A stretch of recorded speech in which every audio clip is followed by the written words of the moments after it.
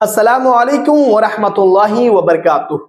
मेरे प्यारे इस्लामी भाइयों, ये वीडियो लंबा होने वाला है, लेकिन मैं आपको बताता चलूं, ये एक ऐसा वीडियो है जो कि कहीं न कहीं कुछ मुसलमानों को गुमराह करेगा।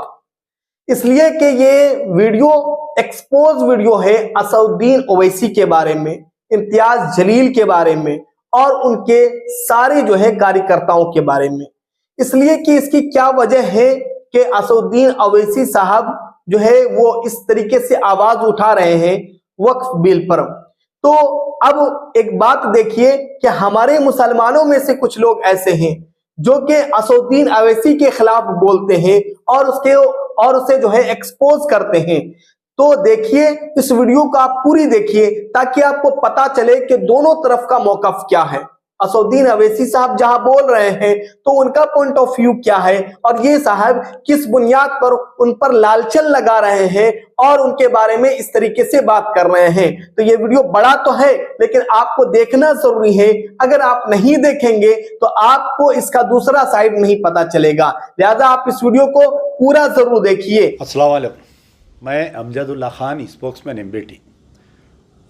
जैसा कि आप लोग जानते हैं कि पूरे हिंदुस्तान में जो है ये जो वक्फ अमेंडमेंट बिल जो पेश किया गया है, मुख्तलिफ़ ज़ावियों से, मुख्तलिफ़ तंजीमों से और मुख्तलिफ़ सियासी क़ायदीन से, मजहबी रहनुमाओं से ये अपील की जा रही है कि आप जो है जो जॉइंट पार्लियामेंट्री कमेटी बनाई गई है, अपना अपना मौक़ूफ़ ज़ाहिर करते हुए उसकी मुखालिफत किया जाए।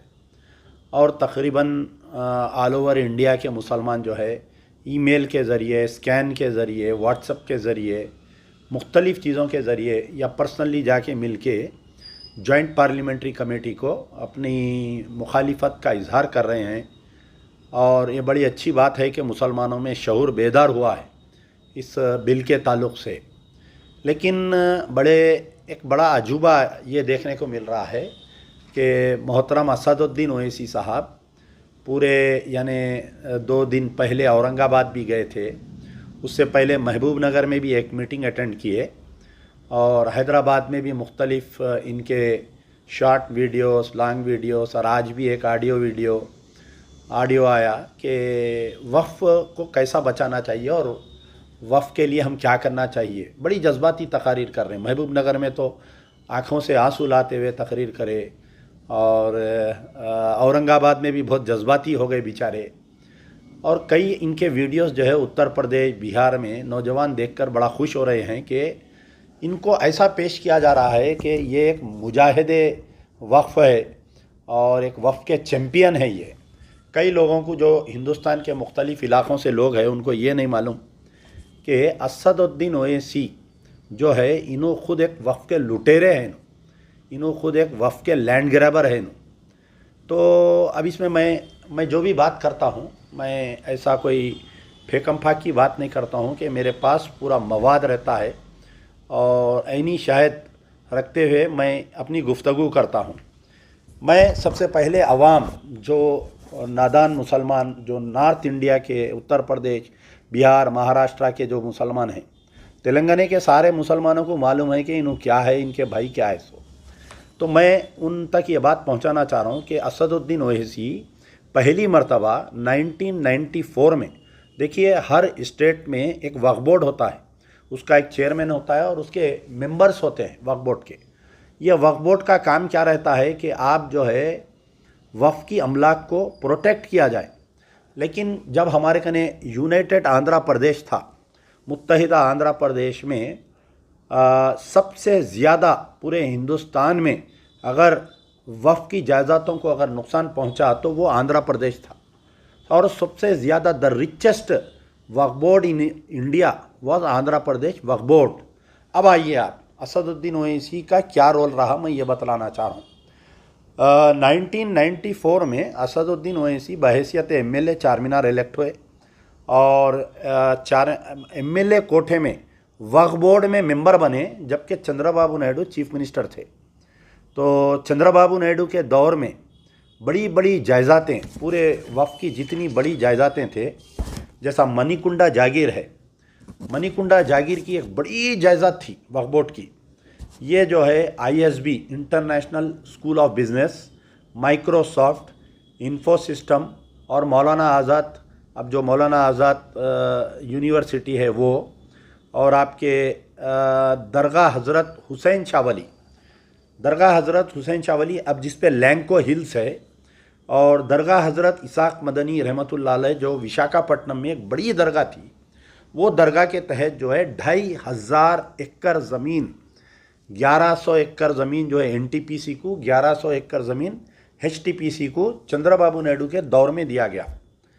तो ये बात मैं इसलिए बोल रहा हूँ कि तकरीबन जो है 20 लाख करोड़ की, यानी 20 लाख करोड़ की वफ़ की जायदाद को 1994 से लेकर 1999 तक, यानी 5 साल में वफ़ की जायदाद को Andhra Pradesh industrial infrastructure development corporation के तहत मल्टीनेशनल कंपनीज को दे दिया गया।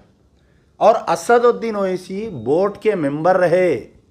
आज भी जो है कोई भी RTI में डालकर 1994 का वक्फ बोर्ड का रिकॉर्ड निकाल सकते, रेजोल्यूशन निकाल सकते।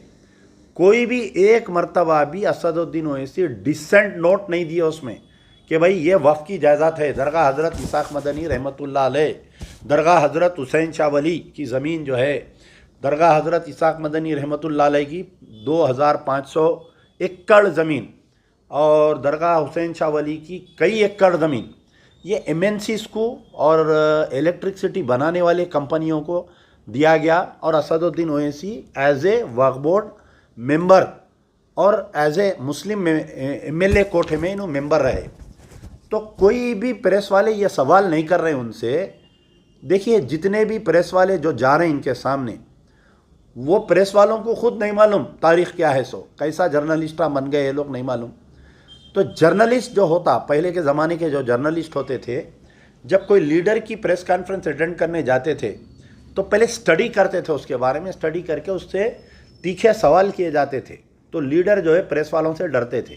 आजकल क्या हो गई, पूरी प्रेस कॉन्फ्रेंस जो है एडजस्टमेंट की पॉलिटिक्स हो गई। एडजस्टमेंट का प्रेस रहता कि आप वही सवाल करना जो लीडर को पसंद है। तो असदुद्दीन ओवैसी के सामने भी जो प्रेस वाले बैठते ना, वो लोग अभी तकरीबन या तो नहीं मालूमात है उनको हिस्ट्री, या नहीं तो वो लोग नहीं पूछते।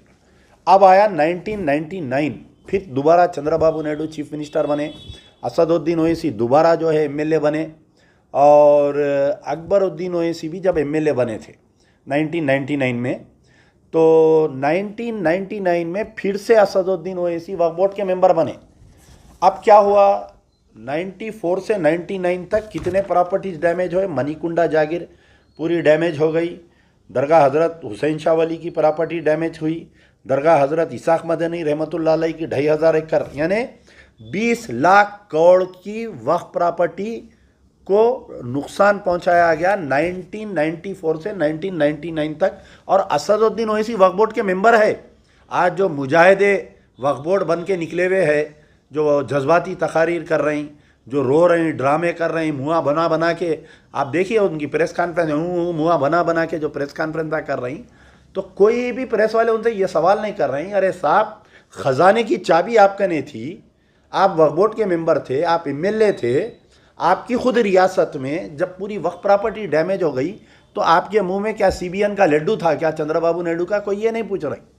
अब आया 1999 से 2004 तक इन्हों चार मीनार के MLA, मुस्लिम MLA कैटेगरी में ही वॉज ए वक्फ बोर्ड मेंबर अगेन, दूसरी मरतबा वक्फ बोर्ड मेंबर बने। अब दूसरी मरतबा जब वक्फ बोर्ड मेंबर बने तो आपके ये जो बाबा शरफुद्दीन रहमतुल्लाह अलैह की 1280 एकर्स लैंड, कितनी 1280 बाबा शरफुद्दीन रहमतुल्लाह अलैह की ज़मीन। अब जो लोग जो हैदराबाद आते तो जहाँ फ़्लाइट लैंड होती, जो राजीव गांधी इंटरनेशनल एयरपोर्ट है, वहाँ पर जो है 700 एकड़ ज़मीन वक्फ बोर्ड एयरपोर्ट को दे दी गई। आप बोर्ड के मेंबर थे, आप खामोश थे, आप कभी डिसेंट नोट नहीं डाले। आपके भाई भी MLA बन गए थे आपके साथ, आपके पार्टी में तकरीबन 5 MLA आ गए थे जब असेंबली में। आप जाके चंद्रबाबू नायडू से मिलके कभी नहीं करे, एहतजाज नहीं करे। चलिए, तो बाबा शरफुद्दीन रहमतुल्लाह अलैह की 1280 एकड़ में से 700 एकड़ जो है राजीव गांधी इंटरनेशनल एयरपोर्ट को दे दी गई। बाकी की बची कुची ज़मीन जो है तकरीबन आपके लैंड ग्रैबरा बैठ के पूरी प्लाटिंग करके बेचे। अब आया 2004 में अल्लाह आपको मेंबर ऑफ पार्लियामेंट बनाया हैदराबाद का। तो आप जो है हैदराबाद के मेंबर ऑफ पार्लियामेंट के कोठे में, आप एमपी के कोठे में फिर से वक्फ बोर्ड में आ गए, आप वक्फ बोर्ड के मेंबर बन गए 2004 में। और आपके ही 2004 में जो है एमएलए कोठा में अफसर खां जो कारवान के एमएलए थे, उन्होंने एमएलए बन गए, उन्होंने एमएलए कोठे में मेंबर बने। यानी 94 से लेके 2004 तक आप एक रुकन थे।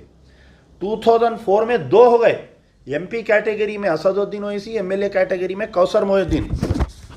पूरे वफ़ के जायदादों को तबाह करते गए। आपको मैं कई नाम बोलता हूँ, ज़माने में जो ये जो है सो मनीकुंडा जागीर तो मैं बोल दिया आपको, दरगाह हज़रत इसाक मदनी रहमतुल्लाह अलैह।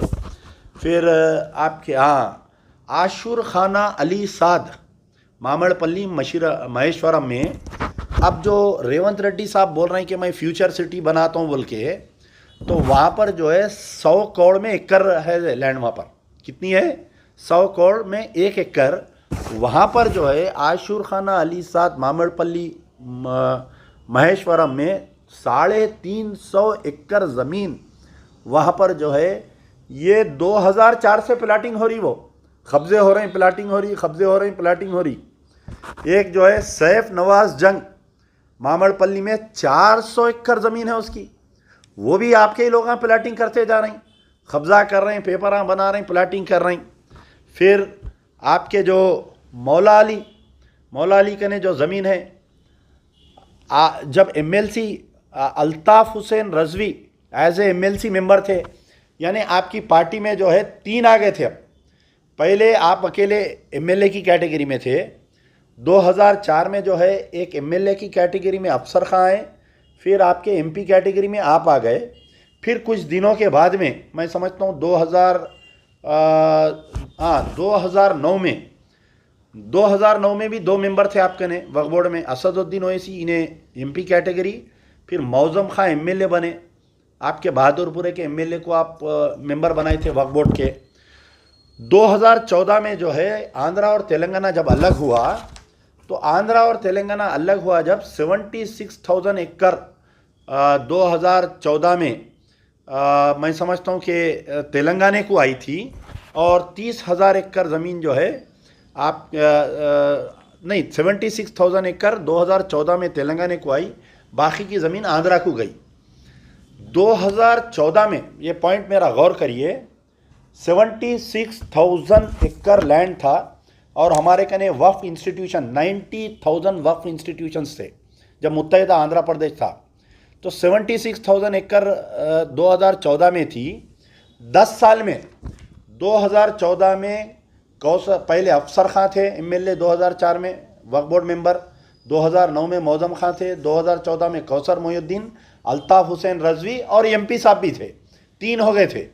ये 3 मेंबर होने के बाद में 76,000 एकड़ जो 2014 में थी, आपके मामू की सरकार केसीआर जब चीफ मिनिस्टर बने 2014 से 2024 तक 30,000 एकड़ ज़मीन हो गई। यानी 36,000 एकर्स ऑफ लैंड ग्रैब्ड हो गई, पेपर गायब हो गए। और एक बात सुनिए, आप वक्फ बोर्ड मेंबर है, और आपके एक एमएलए वक्फ बोर्ड मेंबर है, एमएलसी वक्फ बोर्ड मेंबर है, आप जो है बीआरएस के पार्ट एंड पार्सल है। आप खुद तकरीर में बोले कि मैं केसीआर की गाड़ी का स्टीयरिंग हूँ, मैं मरते दम तक केसीआर को नहीं छोड़ूंगा।